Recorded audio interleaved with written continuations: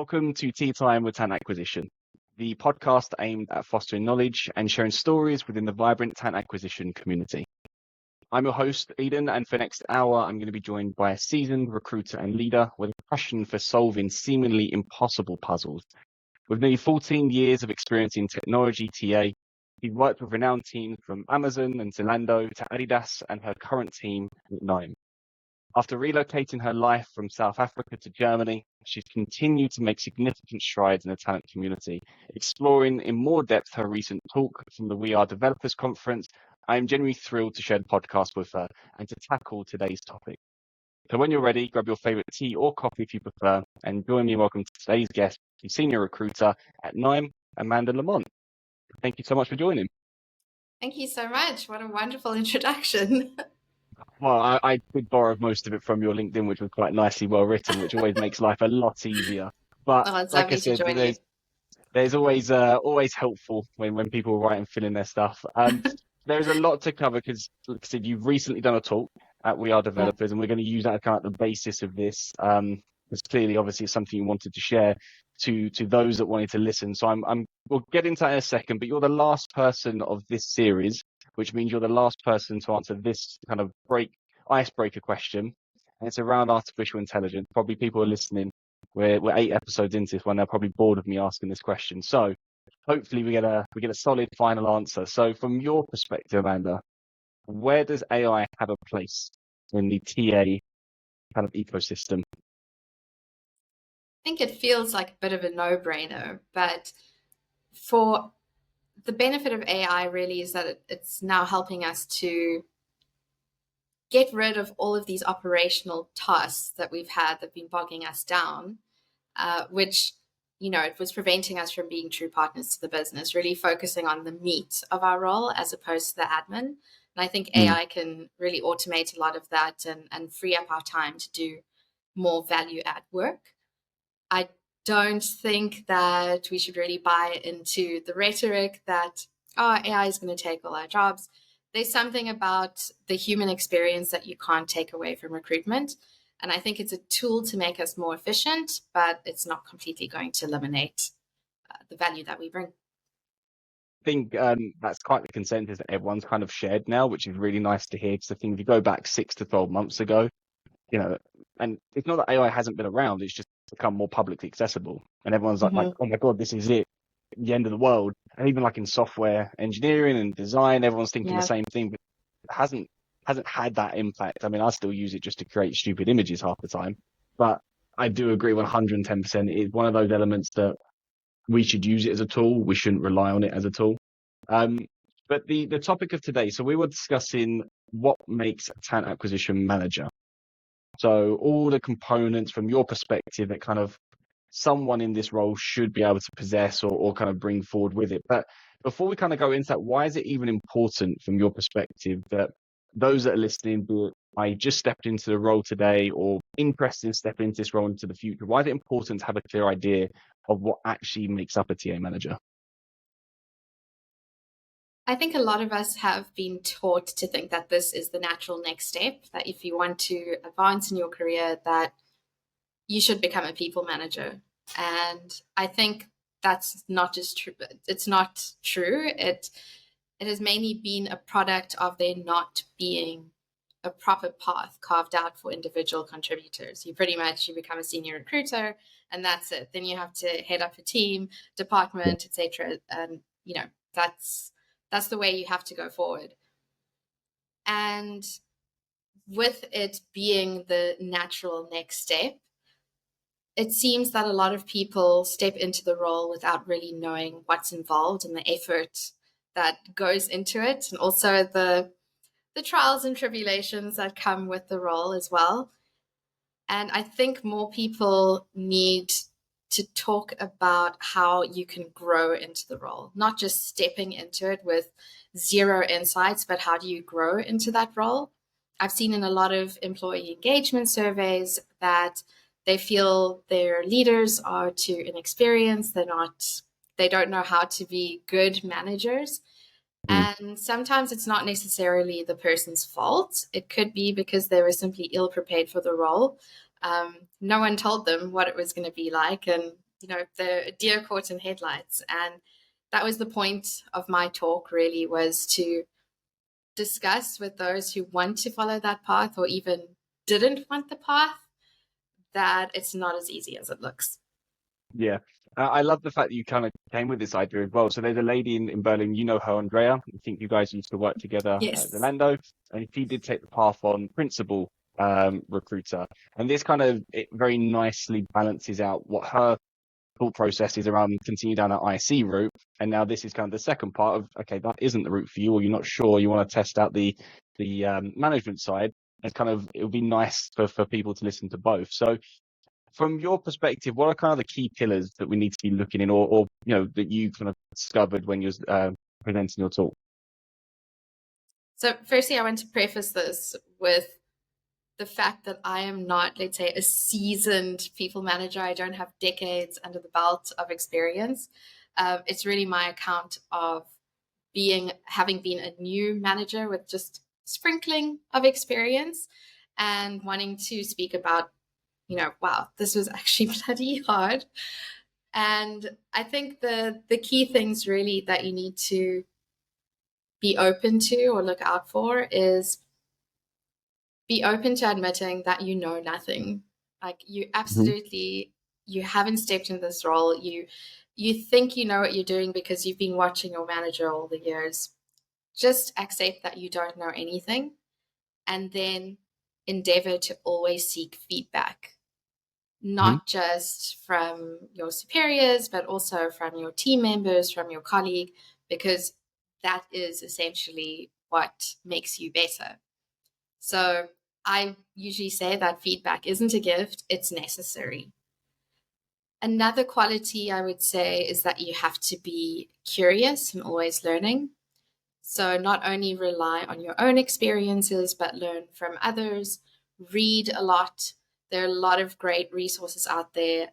Actually, the name of this talk really was inspired by the Making of a Manager book by Julie Giraud. I have to still see if I'm pronouncing that correctly. I'll confirm Um, it on the footnotes.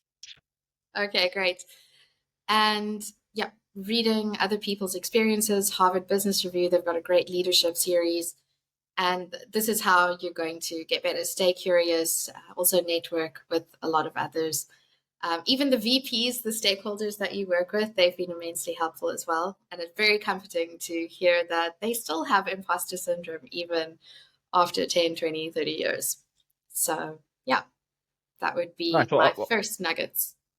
we'll break them into each part because although obviously we're saying that be curious to learning, network, there's still so much you can do with inside that. I'm keen to pick specific parts out that have helped you because you can say although you've kind of gone down this route and you've tried it, there's going to be methods kind of from your side where it maybe didn't go right straight away, and that's kind of the part we want to get to as well. Yeah. So let's start with learning. It's cool for you. Why is it important to kind of have that curious mindset? Why is that one of the core skills for you? Stepping into that TA manager role. The learning, I would say, is because no one is telling you what to do. Hmm. Managers don't know everything. We are tasked with making our teams happy, making our stakeholders happy, and no one's actually looking out for us. Hmm. Sounds weird, but it's true.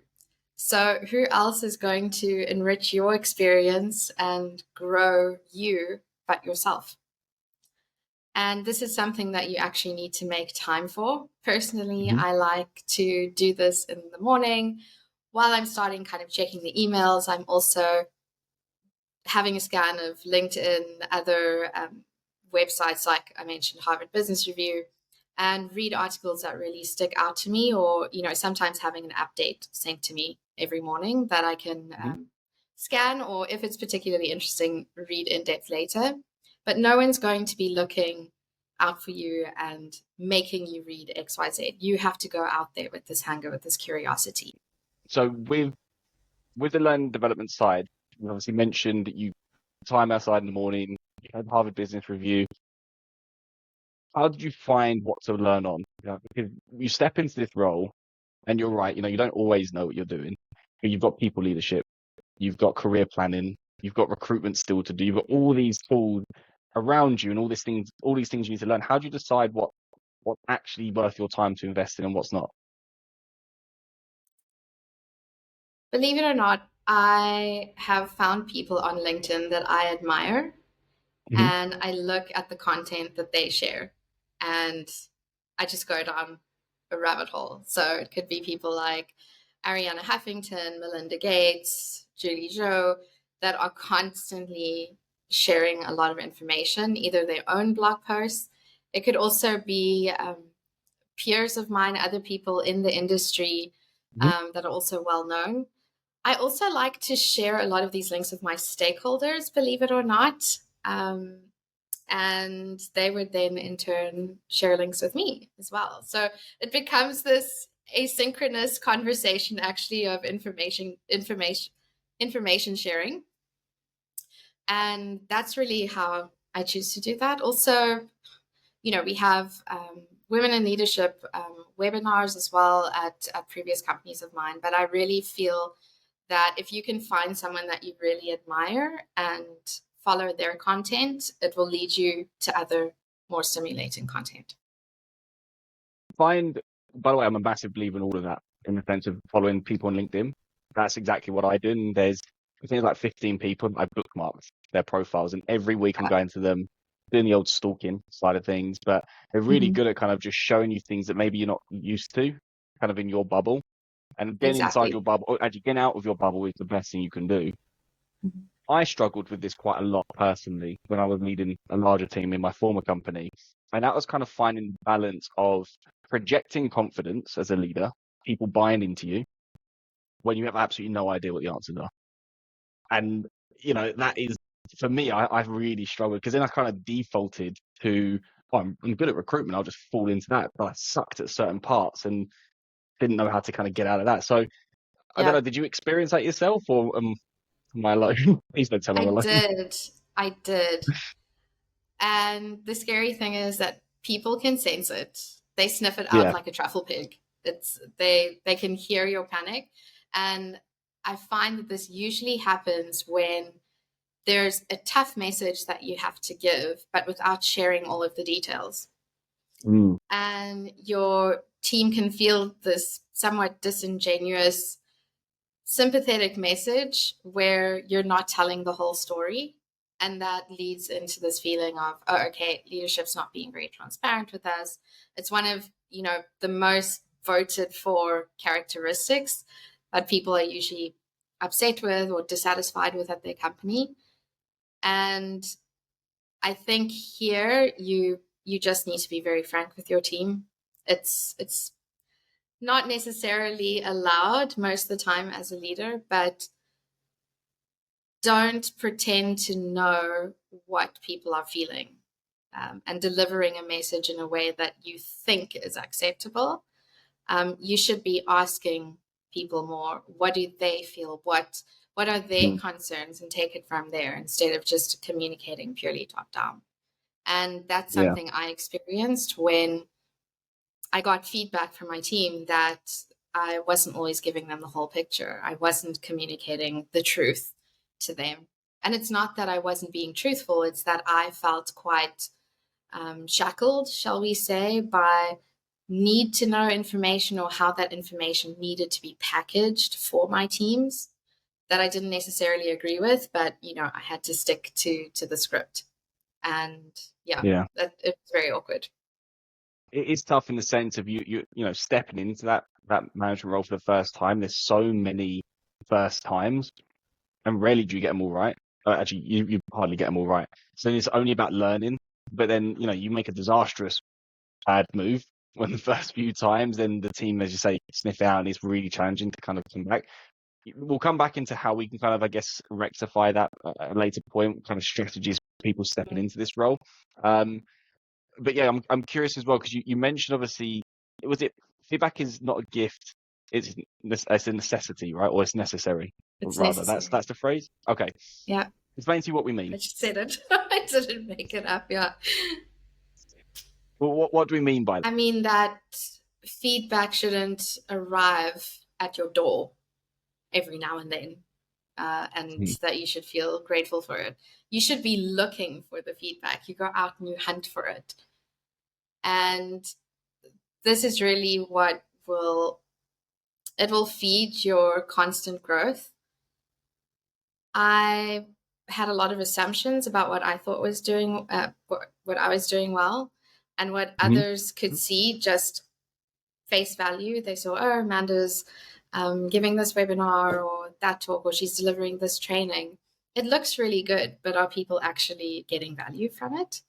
So it could be a training, it could be just your general day-to-day management style with your team. Regularly ask for feedback. Do a little pulse check that you send out anonymously, and use that to constantly improve, even in your one-on-ones. Don't be too proud to ask for feedback or be afraid that it's going to make you look weak. Yeah. So you built this directly into your processes then? So they say one-to-ones. So you're doing this, I guess, did you do it organically because you felt you wasn't getting enough feedback? Or was you told by your manager, hey, you need to be doing this more? Or how did it kind of work out? Because, I think from when you was a manager, from you was in a large organization, there's a lot more structure around you. But I'm also thinking about people who may be stepping into this for the first time in a smaller company where they don't have that support network, I guess, as much. So who drove the desire to seek feedback more proactively? So I was in quite a large company, and the first thing I could think of was to ask peers for help. And I wanted to know, okay, how are you doing things? Because my manager at the time wasn't necessarily very supportive or hands-on in terms of the growth. They knew I didn't have experience coming into it, but I was kind of swimming alone, which was not expected. So I reached out to peers who had been doing this for some time and asked them, okay, how are you structuring, in terms of roadmaps, one-on-ones, team monthly business reviews, etc. And they suddenly opened up this beautiful structure of all the things that they check up on a monthly basis, be it on a team or individual level. And I thought, wow, this is the structure that I was looking for. And this is amazing. Why isn't everyone doing this? Still, though, it's kind of a check mark, right? Like, okay, I've done these one-on-ones, this quarterly business review, etc., etc. Am I doing it well? And I'd say that we had this quarterly employee happiness or employee satisfaction survey. And even though I was doing a pulse check with my team, the results that I was getting from even though anonymous, it was still a small team. So everyone probably still felt insecure to give honest feedback. But what I was getting in my pulse checks was not what I was seeing in the employee satisfaction survey. And I just could not for the life of me figure out, like, what am I doing that, there's this huge discrepancy. And this was really scary. So what I did was I sought feedback, and I knew that there were some teams that were conducting leadership team feedback surveys. That was actually a workshop, really, conducted by the business partner, where you would have each person in the team, as well as the manager, would fill out a survey, what they think they're doing well, what needs to be stopped, what needs to change. And we could compare the results side by side. And there were a lot of things that I thought were great, but my team was not very happy about. And it was really surprising to me, actually. I go into this in my talk, and I was really not prepared for this. The next step was to have a session where the business partner, without me present, would speak to them about these different aspects, and then bring me on, kind of like a Jerry Springer show. It feels like they bring me on and they get to confront me about it, and I get to ask questions. The point is not to be confrontational, but rather I can ask them questions to dig more into what it means, but not there to defend myself, just information gathering. And then I would basically go away, develop an action plan on how I'm going to improve that, and then measure that on monthly, quarterly, whatever we decide on basis. But it was a huge slap in the face. And that was my idea to do the workshop based on, what I was seeing, this discrepancy between my own check and the quarterly survey. And after doing that, the next time we had a quarterly survey, my team's satisfaction had jumped up by 25 percentage points, which is a massive improvement quarter on quarter. And doing that feedback workshop was something that I requested. If I didn't look for it and say, hold on, there's something massively wrong here. If I didn't look for that workshop, look for their feedback in a really honest, brutal way, I wouldn't have been able to make this improvement. Well, that's stepping into the world of radical candor, isn't it? It's that real Yes. honest It was feedback. so awkward. I did it once before I left the former company, and it bruises your ego. It does. I mean, I know, be transparent, right? Everyone does have an ego to some degree. As much as we don't want to have one, we have one. But it does, because you Yeah. think, yeah, I'm a bit hot at that, and then they're like, nope. Or at least the perception they have, or how you have, Yeah, it's just a exactly. slight variant.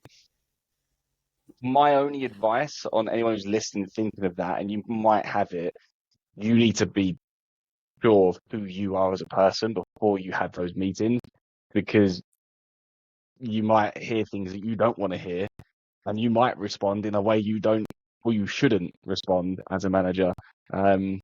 Because I've heard stories where people get their backs up in those meetings, and it just I'm ends sure. into chaos. Maybe my team was just super amazing. They were honest for sure. And I think the aim really is, you might not feel like you can trust your feelings and whether you're going to just burst out in anger in the meeting.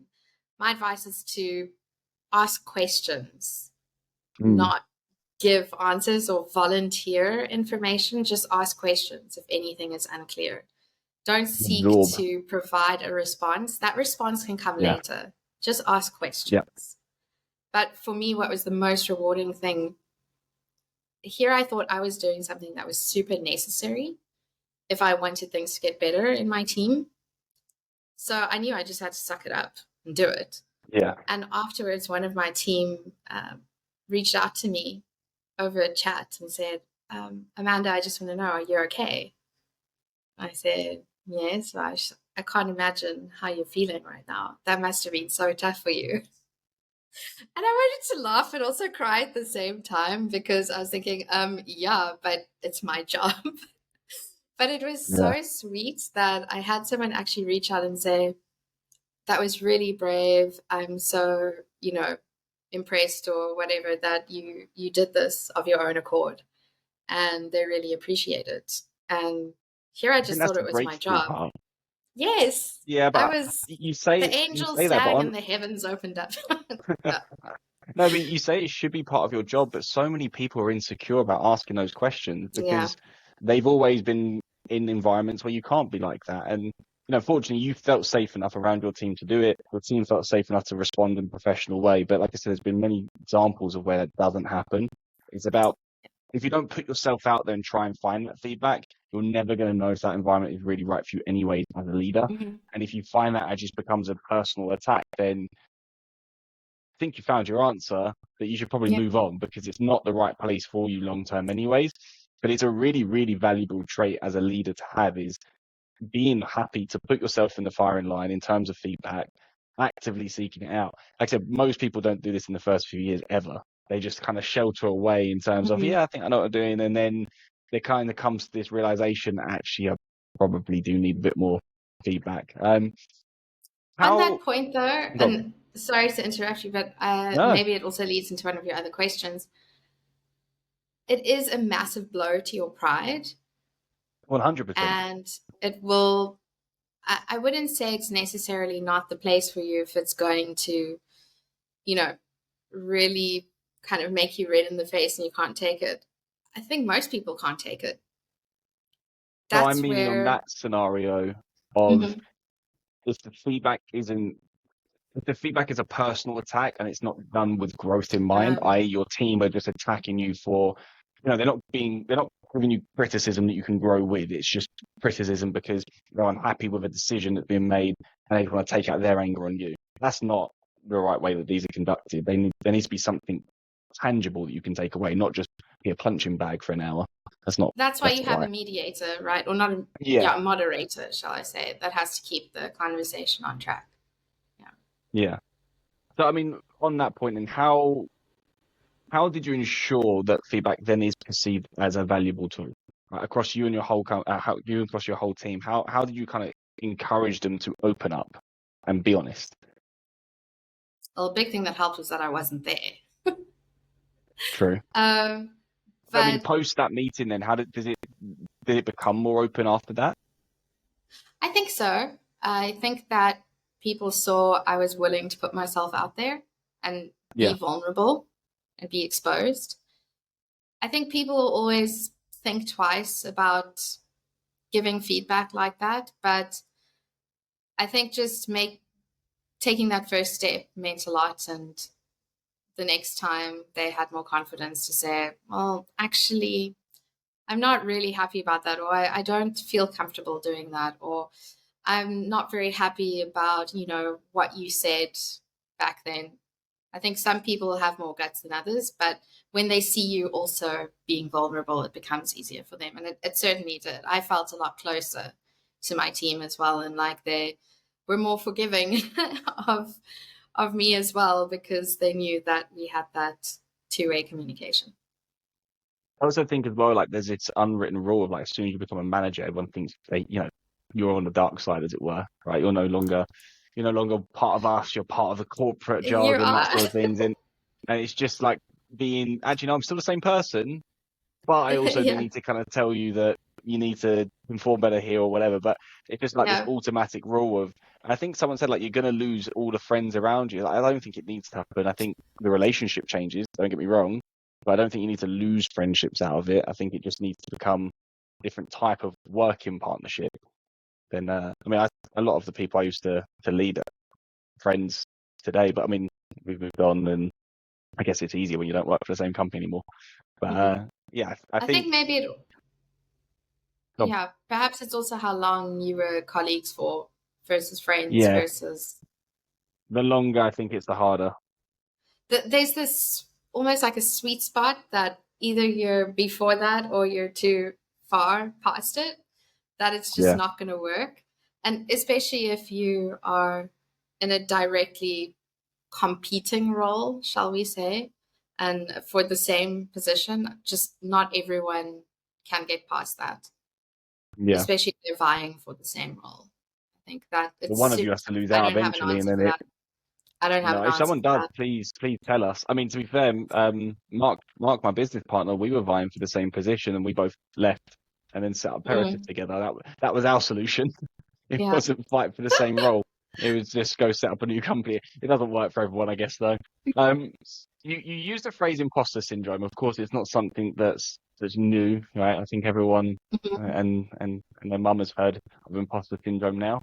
Um, Instead of talking about what it is, because we know what it is, right? But what advice would you give to talent professionals who are maybe just setting out on this journey into management, who experience it? Because we all experience it, right? But we experience it at different points, highs and lows, and sometimes it comes and goes really, really quickly. But what advice would you kind of suggest based on being there yourself at some point?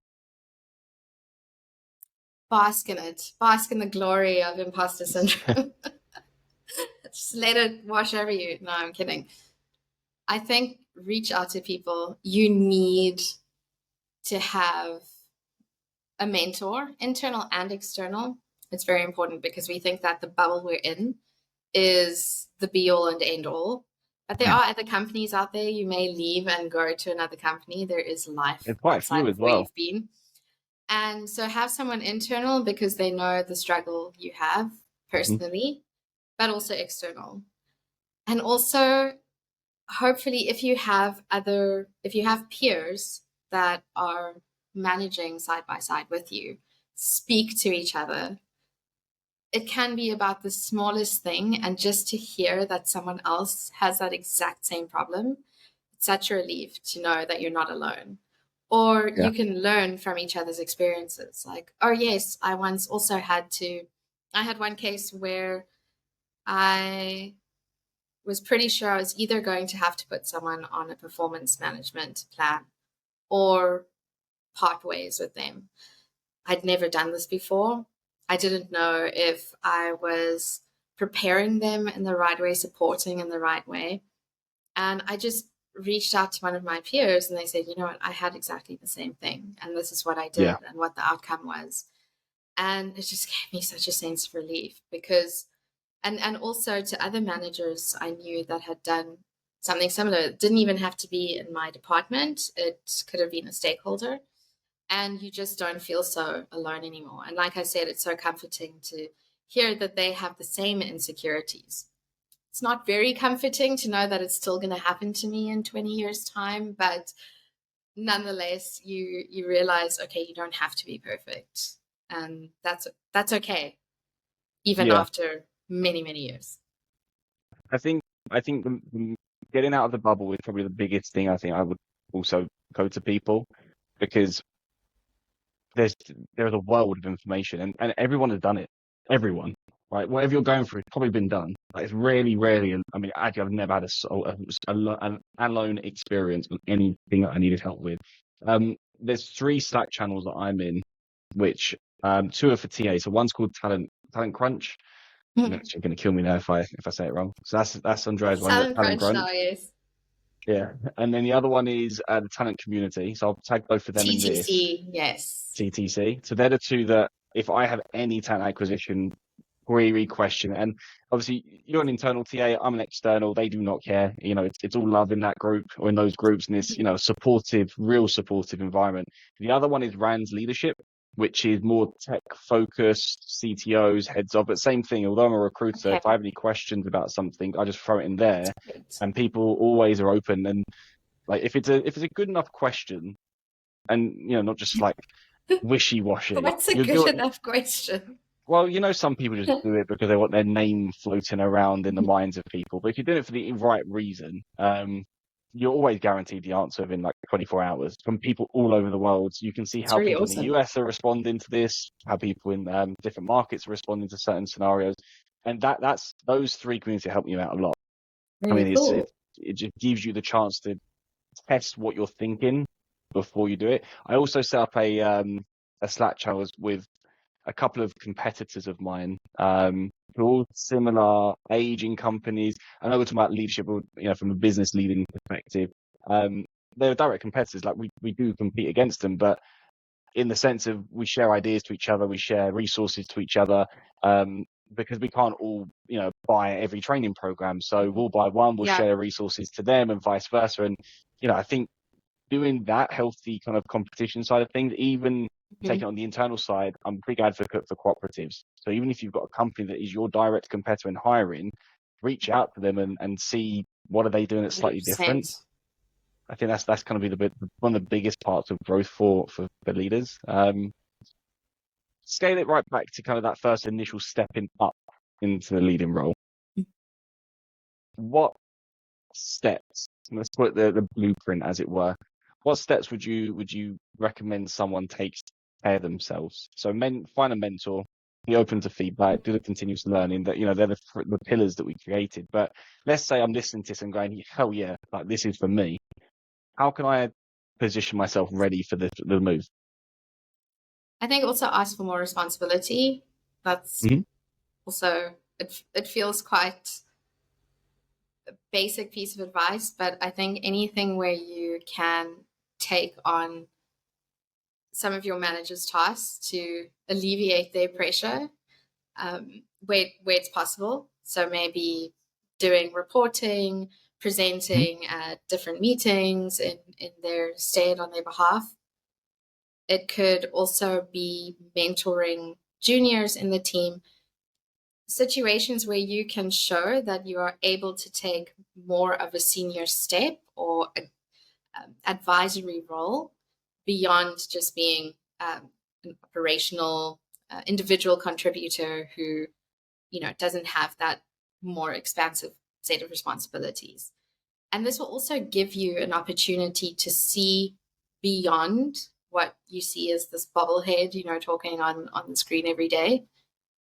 It's not going to necessarily give you insight into the very personal issues, because that's something only your manager can deal with. But you can talk to them about it and how they would go about handling these situations. I think the point is that you should put yourself out there and really ask for that responsibility and ensure that you can execute well on that, so that the next time there's a consideration for a leadership role, they do have a sense that you would be able to manage, at least at that level.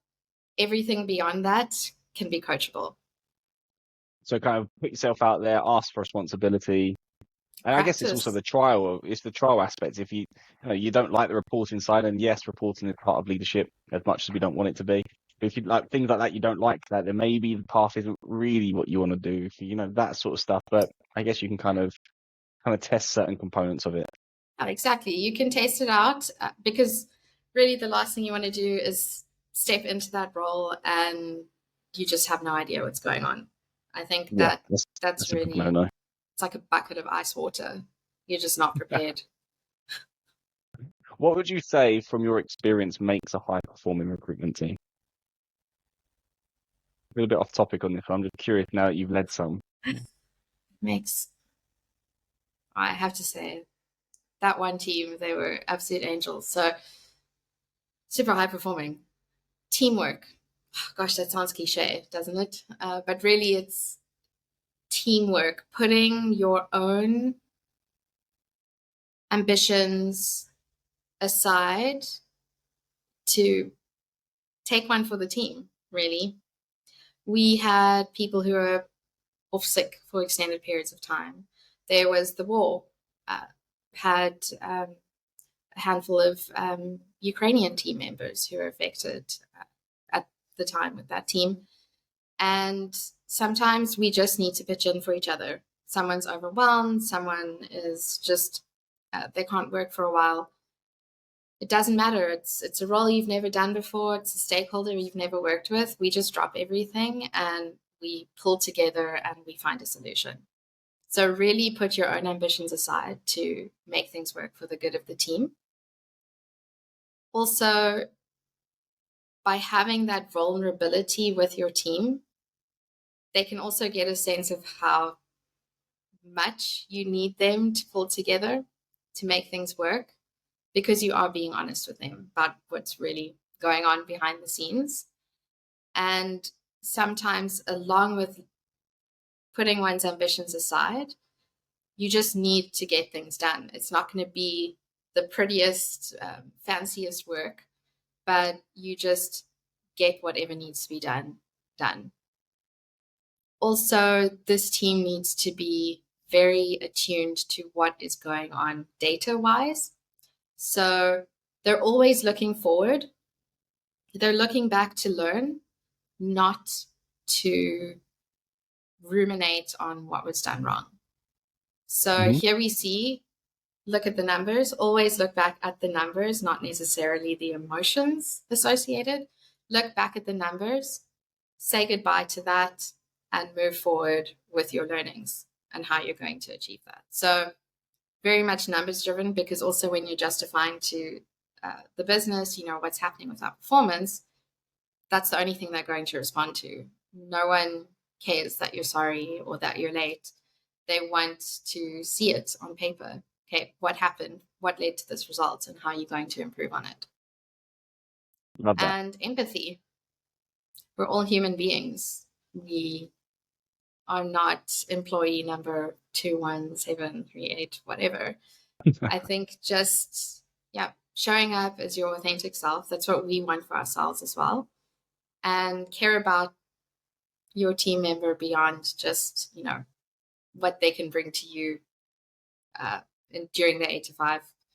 And what you can leech from them, but rather what you can also bring to them as a human being. Appreciate that. And I'll wrap it up on that, because I think that's a nice end to kind of give people the chance to step into the leading role, and then kind of give you a little bit of a teaser of what what you think creates that high performing team. Amanda, thank you so much for spending some time with me and for sharing your knowledge. If people want to come and say hello to you, connect with you, and learn a bit more from you, where's the best place that they can find you? Definitely LinkedIn. I'm a compulsive message checker. I need to work on that, have more digital detoxing. But yeah, I would say LinkedIn is the best. And can take it from there. Perfect. And I'll put your LinkedIn handle into the footnotes of this as well so people can find you. But once again, I appreciate it. And yeah, thanks for running through parts of your talk. I think, if I'm wrong, did they record the talks or not? They sometimes do, I but I'm not think sure. they did. I think they Okay. did. I haven't received any links as yet, but yeah, I think so. I'd be interested If to I see can, the I recording. was gonna say if I can find it by the time this goes live, I will No. also. No, you got to be proud of it. You obviously did all well, but they wouldn't have asked you. So Oh, it's a I'll great experience. good. I'm glad. But I Mhm. appreciate, like I said, you jumping on. So thank you so much. Thank you very much. And it was absolute pleasure to join you today. Perfect. Bye bye. Okay. Okay. Bye.